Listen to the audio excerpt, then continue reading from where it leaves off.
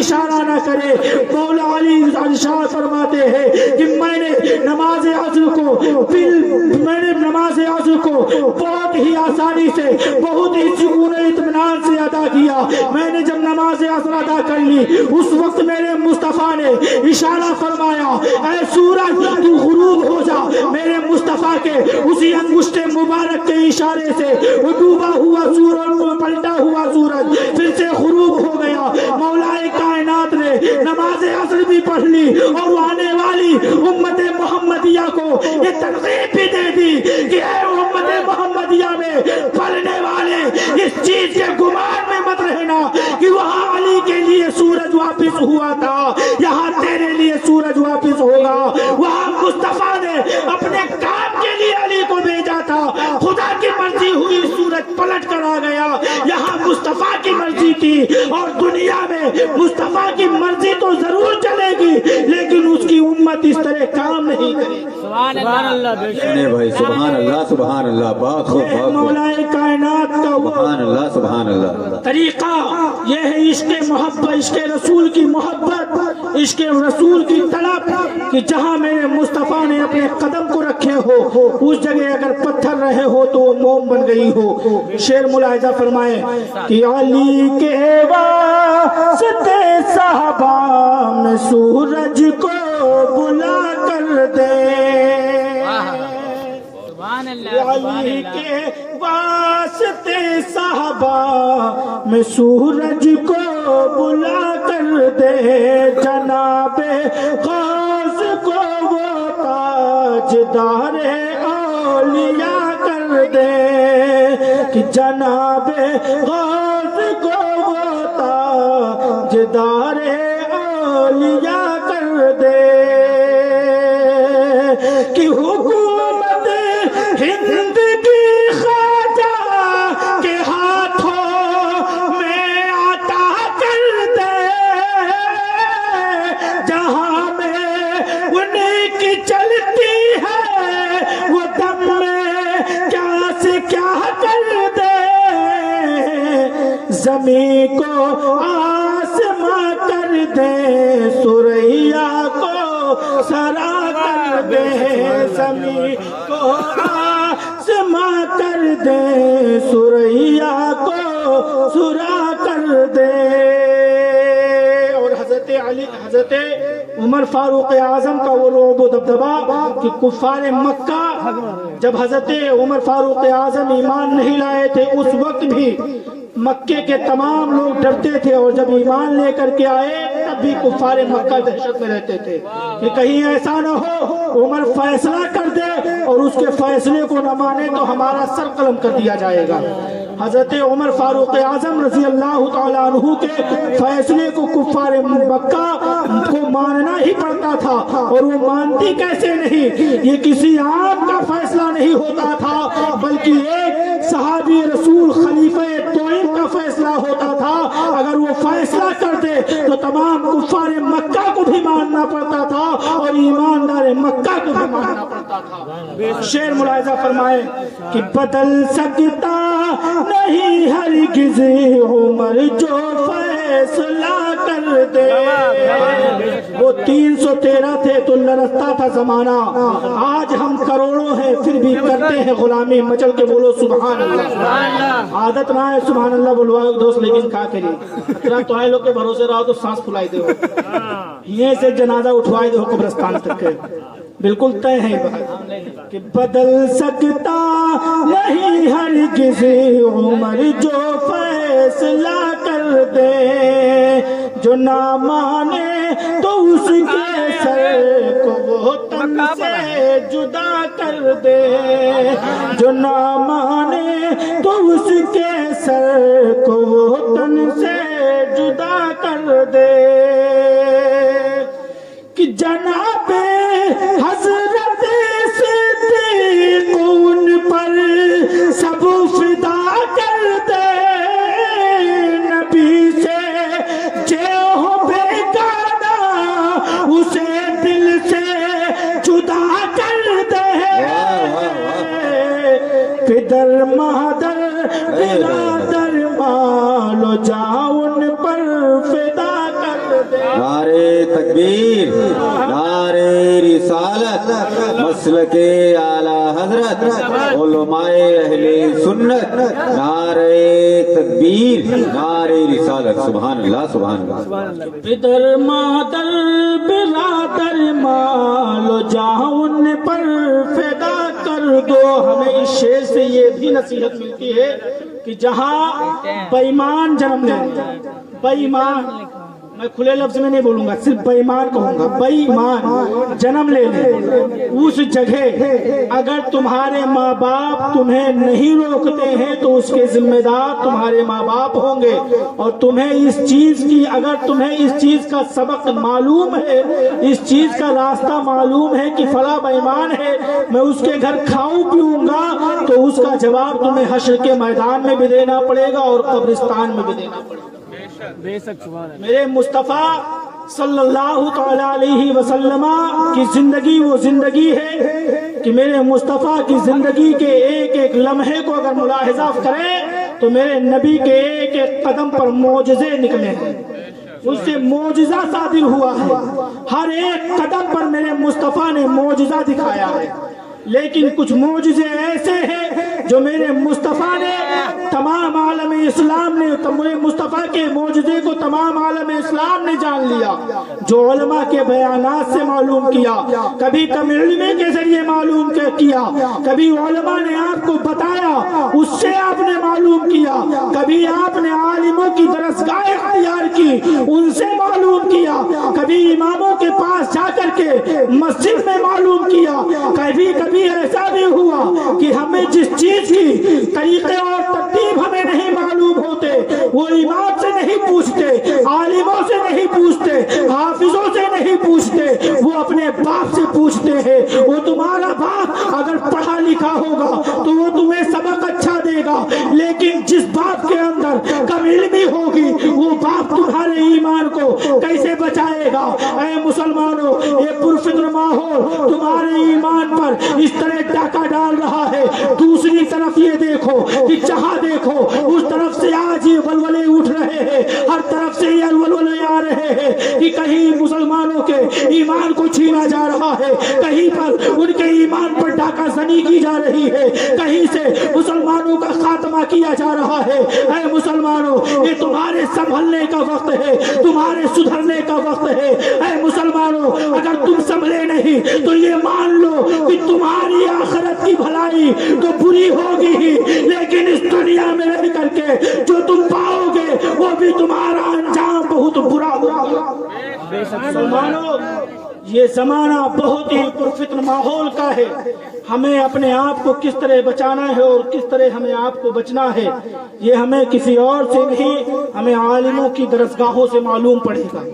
یہ علماء ہی ہمیں بتائیں گے. یہ مسجد کے اماموں کے اندر وہ طاقت ہے کہ یہی ہمیں بتا سکتے ہیں کہ ہم کس طرح بچ سکتے ہیں.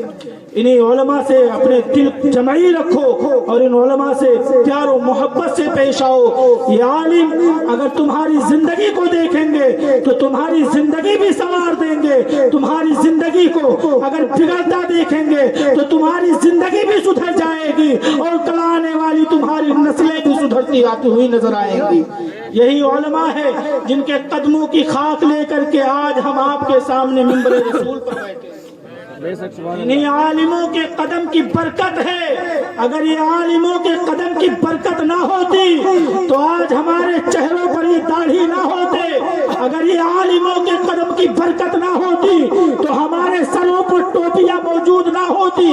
میں اس لیے کہہ رہا ہوں یہ تو میرے مصطفیٰ کا دیا ہوا صدقہ ہے، لیکن ہمارے بڑے عالموں نے ہمیں اس چیز کی سبق دی ہے کہ اے بیٹا، تم دنیا میں رہنا تو اپنے پرچم اسلام کو ہمیشہ بلند کرتے رہنا. یہی داڑھی اور ٹوپی تمہارے اسلام کے بچاؤ کا ایک راستہ بن جائے. بے شک سبحان اللہ، کیا بات ہے. اسی لیے ہم اکثر و بیشتر محفلوں میں یہ ضرور بتاتے ہیں کہ کچھ بھی نہ کرو، کچھ بھی نہ کرو، لیکن ایک مسلمان ہونے کی پہچان اپنے اندر پیدا کرو. دنیا انسانیت اگر دیکھے تو وہ گرب سے کہے یہ کوئی اور نہیں ہے، عاشق رسول جا رہا ہے، راستہ چھوڑ دو. جس طرح آج مفتی سلمان رضا اظہری صاحب کو گرفتار کر کے ان کو حوالات میں ڈالا گیا. میں کون بولا ان حضرت؟ کی رہائی اور ان کے لیے تمام چیزوں پر پابندیاں لگا دی گئی. یہ بھی نہیں معلوم تھا کہ یہ کلپ کب کی تھی.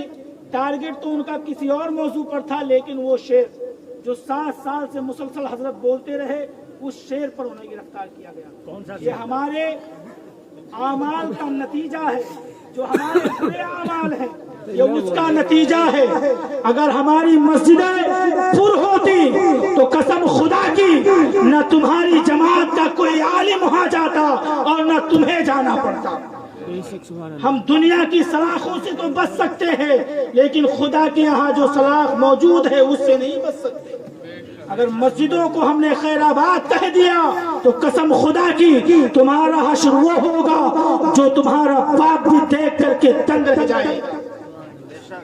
یہ کوئی معمولی بات نہیں ہے. جب میرے مصطفیٰ صلی اللہ علیہ وسلم کی بارگاہ میں حضرت جبرائیل امین حاضر ہوئے تھے، عرض کرنے لگے یا رسول اللہ، میں نے آپ کی تمام بہت ساری امتوں کو جہنم کی آگ میں جلتا ہوا دیکھا ہے. ترمذی شریف کی حدیث پاک ہے، اس کا یہ مفہوم ہے کہ یا رسول اللہ، میں نے آپ کی امت کو دوزخ کی آگ میں جلتا دیکھا ہے. میرے مصطفیٰ نے ارشاد فرمایا وہ کون لوگ ہیں؟ میرے مصطفیٰ سے حضرت جبرائیل امین نے عرض کیا یا رسول اللہ، وہ کوئی اور نہیں ہے، یہ آپ کی امت کے وہ گنہگار ہیں جو غیبت کیا کرتے تھے، ایک دوسرے کی باتیں ادھر سے ادھر کیا کرتے تھے. یہ وہی لوگ ہیں جو آپ کی امت میں تو تھے لیکن آپ کی ہی برائی کرتے تھے. دکھاوے میں تو امت محمدیہ کہلاتے تھے، لیکن دراصل ان کے اندر، ان کے دلوں میں جو تھا وہ کچھ اور نہیں تھا. وہ گندگی مصطفیٰ کی خون کے سینے سے آ رہی تھی. میرے مصطفیٰ علیہ السلام کی آنکھیں اس جگہ نم ہو جائیں گی اور میرے مصطفیٰ رب کی بارگاہ میں عریضہ پیش کریں گے، اے میرے پروردگار، یہ کیسا عالم ہے، یہ کیسا رنگ ہے، یہ کیسا بہار ہے، یہ کیسا وقت ہے کہ میری ہی امت میں پلنے والے امتیوں کو تو نے جہنم کی آگ میں ڈال دیا. اس وقت خدا بندے قدوس ارشاد فرمائے گا اے میرے مصطفیٰ، کیا تمہیں وہ سبق یاد نہیں؟ کیا وہ دن تمہیں وہ رات یاد نہیں جس رات میں نے تمہیں راتوں رات اپنی معراج کے لیے، اپنی دکھاوے کے لیے، اب میں تمہیں دیکھوں تم مجھے دیکھو، جب اس کے لیے میں تمہارے سامنے ہوا تھا، اس وقت میں نے جب تمہیں 3 چیزیں دی تھی، ان 3 چیزوں میں ایک بات یہ بھی موجود تھی کہ اے میرے محبوب، اپنی امت کو اس چیز کی سبق دے دینا، اس چیز یاد دلا دینا، ان کے کانوں اذہان تک اس چیز کو ڈال دینا کہ تمام تمہاری امت سب کچھ کرے گی، اس کی بخشش ہو جائے گی. اگر وہ شرک کرے گی تو تمہاری اسی امت کو جہنم میں ڈال دیا جائے. سبحان اللہ، سبحان مصطفیٰ کو اللہ. معراج کی شب میں یہ تحفہ ملا تھا کہ اے محبوب، دنیا میں جاؤ اور جا کر کے دنیا والوں سے کہہ دو کہ سب کچھ کرنا، لیکن کبھی خدا کا کوئی شریک مت بنانا ورنہ اسے نہیں بخشا جائے گا. اتنا کہہ کر کے میرے مصطفیٰ صلی اللہ علیہ وسلم وہاں سے لوٹے اور آخر آئے زمین پر جب میرے مصطفیٰ علیہ الصلوۃ والتسلیم تشریف لائے تو اس بات کو کفار قریش کے بیچ بیان فرمایا. اس وقت کفار قریش نے میرے مصطفیٰ صلی اللہ تعالی علیہ وسلم کی اس بات کو سن کر کے دنگ رہ گئے کہ آخر جو نبی، جو محمد ابھی مکے میں تھا، ام ہانی کے گھر میں تھا، وہی محمد کہہ رہا ہے کہ میں راتوں رات 7 آسمان کا سفر کر کے خدا سے ملاقات کر کے زمین پہ آیا. آخر معاملہ کیا ہے؟ وہی میرے مصطفیٰ صلی اللہ تعالی علیہ وسلم سے کفار قریش نے اس چیز کو دریافت کیا اور ان کے دلوں میں اس چیز کی یہ بات بہت اچھی طرح بیٹھی ہوئی تھی کہ جس نبی نے بیت المقدس کا آج تک سفر نہ کیا ہو، وہ نبی آخر بیت المقدس گیا تو اس سے لاؤ کچھ وہاں کی نشانیاں پوچھی جائیں، بیت المقدس کی کچھ نشانیاں پوچھی جائیں. वही नबी कुफ्फार कुरैश के माबैन आप खड़े हैं। आप जब खड़े हैं तो कुफ्फार कुरैश ने आपसे बैतुल मक़दिस की वो निशानियां पूछनी शुरू की, जिन निशानियों को मेरे मुस्तफ़ा ने रातों रात जिब्रील अमीन के साथ देखी थी। और मेरे मुस्तफ़ा ने से जब कुफ़ार कुरैश ने वो सारी निशानियां दरियाफ्त कर ली तो मेरे मुस्तफ़ा ने इरशाद फरमाया, ऐ कुफ़ार कुरैश, अब भी तुम्हें अगर मेरी मेराज पर शक है तो आओ चलो तुम्हें मैं बताऊं कि जब मैं मक्का से चला था तो मुझे 2 स्थानों पर हजरत जिब्राइल ने ठहरने की इजाजत दी थी कि इन 2 जगहों पर ठहरो। फिर 2 जगहों पर ठहर करके जब मैं पहली जगह ठहरा तो उस जगह को मैंने पूछा तो उस जगह जिब्रील अमीन ने फरमाया था, या रसूल अल्लाह, ये आपकी कोई और जगह नहीं है, ये आपकी जाए हिजरत मदीना है, मदीना। मेरे मुस्तफ़ा ने जब सुना फिर वहां 2 रिकात नमाज नफल अदा फरमाई, फिर वहां से आगे चले, फिर और आगे चले। मेरे मुस्तफ़ा को जिब्रील अमीन ने खुदा के हुक्म से जिब्रील अमीन ने मेरे मुस्तफ़ा को दूसरी जगह फिर ठहरने का हुक्म फरमा दिया। मेरे मुस्तफ़ा जब दूसरी जगह ठहरे, मेरे मुस्तफ़ा को हुक्म हुआ, खुदा की तरफ से ये वही नाजिल हुई, ऐ मेरे मुस्तफ़ा इस जगह भी 2 रिकात नमाज नफल अदा करो। मेरे मुस्तफ़ा ने नमाज नफल अदा फरमाई। नमाज नफल अदा फरमाने के बाद मेरे मुस्तफ़ा क्या देखते हैं कि हजरत आदम अलैहिस्सलाम अपनी कब्र अनवर के अंदर नमाज पढ़ रहे हैं। मेरे मुस्तफ़ा ने जिब्रील अमीन से पूछा, ऐ जिब्रील अमीन, रूहुल अमीन, ऐ सिदरा के मकी, आखिर ये कौन सी जगह है? जिब्रील अमीन अर्ज करते हैं, या रसूल अल्लाह, ये कोई और जगह नहीं है, ये हजरत आदम की कब्र अनवर है जहां आप नमाज अदा फरमा रहे हैं। मेरे मुस्तफ़ा को हजरत जिब्रील अमीन ने अपने हाथ अपने नूरानी हाथों का सहारा दे करके फिर बुराक पर चढ़ाया और चढ़ाने के बाद मेरे मुस्तफ़ा ने बुराक को फिर बैतुल मक़दिस पहुंचे। मेरे मुस्तफ़ा जब बैतुल मक़दिस पहुंचे तो मेरे मुस्तफ़ा ने मेरे मुस्तफ़ा बुराक से नीचे आए और जाकर के मस्जिद अक़सा के अंदर पहुंचे तो क्या देखते हैं, तमाम अंबिया की सफ़े मौजूद है, तमाम नबी यहाँ मौजूद है, तमाम रसूल यहाँ मौजूद है। मेरे मुस्तफ़ा ने हजरत जिब्रील अमीन से अर्ज किया, या रसूल अल्लाह, या मेरे हजरत जिब्रील अमीन ने मेरे मुस्तफ़ा से अर्ज किया, या रसूल अल्लाह, आप इन तमाम नबी अंबिया और रसूल की इमामत फरमाए। मेरे मुस्तफ़ा ने उस जगह नमाज नफल 2 रिकात बा जमात अदा फरमाई। फिर मेरे मुस्तफ़ा मस्जिद अक़सा से निकले और मस्जिद अक़सा से निकलने के बाद मेरे मुस्तफ़ा को 2-3 तरह की मुख्तलिफ रिवायात में मुख्तलिफ इख्तिलाफात मौजूद हैं, उन्हें भी मुलाहिजा फरमा लें कि मेरे मुस्तफ़ा को जब मक्के से लेकर के जिब्रील अमीन चले थे उसी वक्त आबे ज़मज़म से मेरे मुस्तफ़ा के सीने को चाक करके गुस्ल दिया गया, धोया गया था। बाज़ रिवायतें यूं मौजूद है कि बैतुल मक़दिस से मेरे मुस्तफ़ा को फिर मक्का ले जाया गया, फिर मेरे मुस्तफ़ा को के सीने को चाक किया गया, फिर मेरे मुस्तफ़ा को गुस्ल दिया गया आबे ज़मज़म से। इस तरह तमाम रिवायतें मौजूद हैं, मुख्तलिफ तौर की रिवायतें मौजूद हैं, लेकिन मेरे मुस्तफ़ा को जिस पर तमाम उलमा का इत्तेफाक है वो यूं है कि मेरे मुस्तफ़ा को जब मक्के से जब उम्मे हानी के घर से लेकर के मेरे मुस्तफ़ा को चले तो मक्कतुल मुकर्रमा के करीब पहुंचे और वहीं पर मेरे मुस्तफ़ा के सीने को चाक कर दिया गया। अल्लाह अकबर, सुभान अल्लाह, सुभान अल्लाह। मेरे मुस्तफ़ा के सीने को चाक करने के बाद फिर आबे ज़मज़म से उसे धोया गया, फिर धुलने के बाद फिर नूरानी तश्त लाई गई, उसी से मेरे मुस्तफ़ा का सीना सिल दिया गया। ये मेरे मुस्तफ़ा का सीना सिला गया। फिर मेरे मुस्तफ़ा जब मस्जिद अक़सा से आगे बढ़ने लगे, जिब्राइल अमीन साथ में मौजूद है।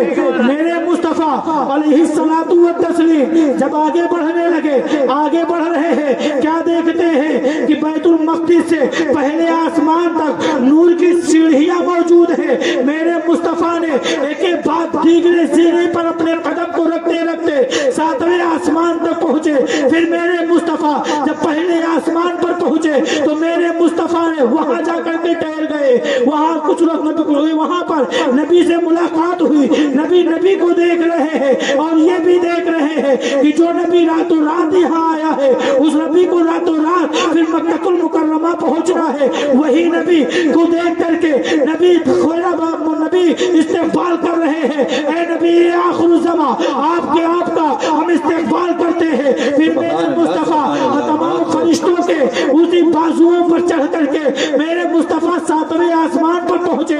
جب 7ویں آسمان پر پہنچے پھر میرے مصطفیٰ سے وہاں ملاقات ہوئی. پھر باب مصطفیٰ بڑھے, حضرت جبرائیل کے پر مبارک پر چڑھ کر کے میرے مصطفیٰ بیت المعمور تک پہنچے اور بیت سدرۃ المنتہا تک پہنچے. سدرۃ المنتہا سے آگے میرے مصطفیٰ جب پہنچے تو کیا دیکھا جاتا ہے؟ میرے مصطفیٰ فرماتے ہیں میں نے یوں دیکھا کہ یہ کوئی عام محفل نہیں ہے, یہ کوئی عام جگہ نہیں ہے. یہاں تو نور کی برسات ہو رہی ہے, یہاں تو نور کے ایک جھمیلے نظر آ رہے ہیں. اسی نور کے جملے میں ایک ایسی خوبصورت حسین چیز دکھ رہی ہے. میں نے جب جا کر کے اس کے قریب پہنچا تو اللہ رب العزت نے اپنے محبوب کو اتنا قریب کر لیا, اتنا قریب کر لیا کہ تاریخ بیان کرتی ہے کہ 1 یا 2 نیزے کا فاصلہ تھا میرے مصطفیٰ اور خدا کی اس دید میں. 1 یا 2 نیزے کا فاصلہ بچا. سبحان اللہ, سبحان اللہ. بات ہو اپنے قرب میں بلا کر کے اور میرے مصطفیٰ کو تمام معراج سے نوازا. اور میرے مصطفیٰ کو تحفے میں کیا ملا؟ ایک یہ ملا کہ اے محبوب جا کر کے اپنے امتیوں سے کہہ دینا کہ میرا کوئی شریک نہ بنائے, تمام گناہ کرتی رہے, آپ کی امت کو بخش دیا جائے. اس کا مطلب یہ نہیں کہ آپ گناہ کریں, اس کا مطلب یہ ہے کہ گناہ سے آپ بچیں. سب سے بڑا گناہ شرک ہے, شرک ہے. اس شرک سے بھی بچیں اور جو گناہ آپ کرتے ہیں اس سے بھی بچیں. اس لیے جب آپ اس سے بچیں گے. اور دوسرا تحفہ میرے مصطفیٰ کو یہ ملا تھا کہ اے مصطفیٰ اپنی امت کے لیے مجھ سے 50 وقت کی نمازیں لیتے جاؤ. جب میرے مصطفیٰ 50 وقت کی نمازیں لے کر کے رب کی بارگاہ سے واپس لوٹے تو حضرت موسیٰ کلیم اللہ سے ملاقات ہو گئی. موسیٰ کلیم اللہ نے نبی پاک صلی اللہ علیہ وسلم کو روکا اور روک کر کے یوں عرض کرتے ہیں اے نبی آخر الزمان, آپ کی امت کے لیے یہ 50 وقت کی نمازیں بہت بھاری پڑ جائیں گی. اللہ اکبر, 50 وقت کی نمازیں بھاری پڑ جائیں گی. حضرت موسیٰ نے میرے نبی کو پھر رب کی قربت میں بھیجا. میرے مصطفیٰ 9 مرتبہ ایک کے بعد دیگرے پہنچے اور 45 وقت کی نمازیں ہمارے اور آپ کے لیے میرے مصطفیٰ نے کم کروائی. اور اس کے بعد 5 وقت کی نمازیں ہم اور آپ پر فرض کی گئی. پھر میرے مصطفیٰ صلی اللہ تعالی علیہ وسلم سے اللہ رب العزت نے ارشاد فرمایا اے محبوب میں اپنا وعدہ نہیں بھولوں گا. میں نے 50 وقت کی نمازیں آپ کی امت کو دی تھی. یہ مت سوچنا کہ آپ موسیٰ پیغمبر کی وجہ سے 45 معاف کروا چکے ہیں. میں آپ کی امت 5 وقت کی نماز پڑھے گی اور اس کو ثواب 50 وقت کا دیا جائے گا. ان کو ثواب 50 وقت کا دیا جائے گا. لیکن یہی امت محمدیہ میں پلنے والے کیا کرتے ہیں؟ 1 وقت کی بھی نماز ان کی جماعت تو چھوڑیے گھر میں بھی ادا نہیں ہوتی. اور میرا تو خیال ہے کہ ویسے گنے چنے مسلمان ہوں گے جو نماز ادا کرتے ہیں, ورنہ بہت مشکل. اگر مولوی نماز پڑھنے تو مولوی جو کا جنجال ہے, بالکل جو کا جنجال ہے. لیکن ان عوام کو کیسے سمجھایا جائے؟ مجھے بہت تکلیف ہوتی ہے حضرت ایک چیز سے کہ جب میں ممبر پہ چڑھتا ہوں تو میں مجمع کو اس لیے نہیں بلکارتا کہ یہ اگر بولیں گے تو یہ سر پہ چڑھ جائیں گے. اور کچھ لوگوں کی عادت ہوتی ہے کہ محفل میں بیٹھ کر کے بھی یہ بولتے رہیں. پتہ نہیں کیا عادت ہے ان کو, سمجھایا کیسے جائے, سدھارا کیسے جائے. شعر ملاحظہ کر لیں, 2 شعر اور پڑھ کے پھر اپنی جگہ انشاءاللہ لیتا ہوں. اس کے بعد صلاۃ و سلام پڑھا جائے گا. شعر ملاحظہ کریں. نبی جو دے اسے لے لو, نہ لو جس سے منع کر دے. سبحان اللہ. نبی جو دے اسے لے لو, نہ لو جس سے منع کر دے. محبت سے پکارو دور سب رنجو بلا کر دے محبت سے پکارو دور سب رنجو بلا کر دے کہ امام ہے مدرسہ کو علم کا کو ہے صفا کر دے جہاں میں آپ پیغام شہ احمد رضا کر دے پلٹ کر پیچھے دیکھیں پھر سے تجدید وفا کر دے پلٹ کر پیچھے دیکھے پھر سے تجدید وفا کر دے اور آخری شعر ملاحظہ فرمائیں کہ میرے تاجو شریعہ کا حمایت فیض ہے تجھ پر جو سبحان اللہ بولے گا نہیں بولے گا اس کے اوپر کچھ نہیں میرے تاجو شریعہ کا حمایت فیض ہے تجھ پر شفاعت جب میری وہ خود کریں گے شافع محشر شفاعت جب میری وہ خود کریں گے شافع محشر کہ رضا کے عشق میں پڑتا ہوں پھر کسی بات کا ہو ڈر مجھے کیا فکر ہو میرے یاور ہے وہ یاور